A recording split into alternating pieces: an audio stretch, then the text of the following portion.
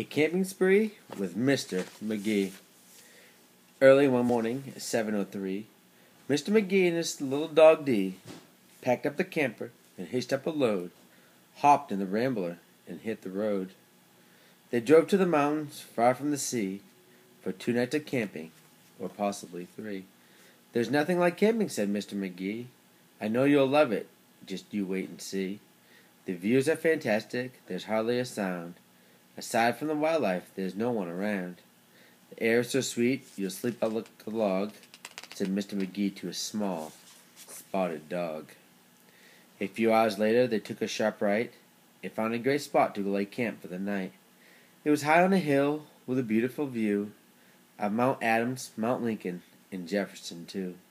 Perhaps the most wonderful feature of all was the brook that ran over a steep waterfall.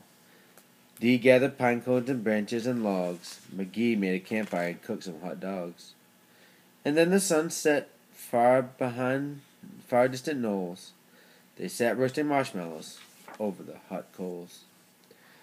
As the embers went out, they felt tired and dozy, so they climbed in their bunk beds, all comfy and cozy.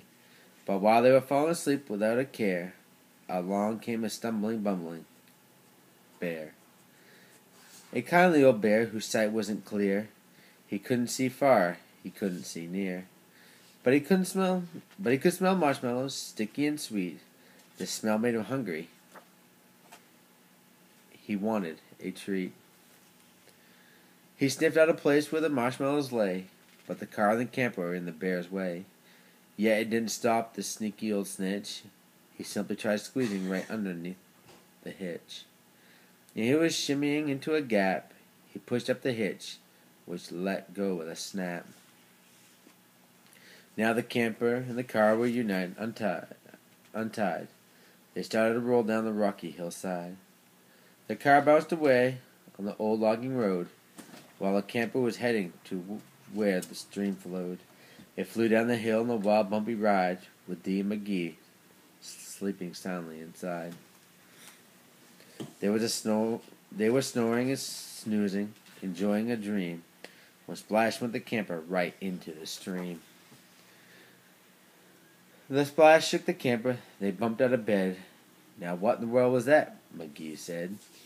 And they looked out and saw where they were. His hair stood on end, and so did Dee's fur. They were caught in the rapids, but that wasn't all. They were headed smack dab for a big waterfall.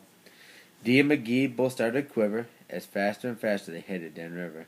But just when they thought they'd fall over the edge, the camper got stuck on a rock at the ledge. So there they were stranded, Magee and his pup, at the top of the waterfall, 50 feet up.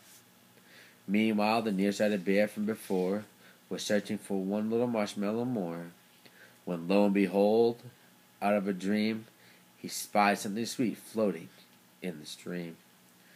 But what the bear thought was a marshmallow treat was really the hitch, not something to eat.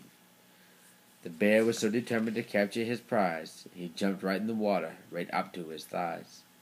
He splashed through the stream to the edge of the fall and snatched up the trailer hitch, camper and all. Dee felt a tug. Magee heard a knock as the bear pulled the camper right off the rock. He dragged them both all the way back up the bank when he realized the hitch was not as sweet, but quite rank. He spit out the hitch and left in dismay, while Magee and Dee's camper again rolled away. It flew down the path with a jolt and jar. He stopped in the bushes right next to the car. Dee popped out his head. Magee looked out too. Had they really stopped rolling? Could it be true? At last things were quiet and peaceful and still. They hooked up the hitch and drove off down the hill. And on the way home, Magee said to Dee, "This trip wasn't quite like I thought it would be." So when they got home, with the sky turning red, they decided to camp in the backyard instead. Love you, Bob.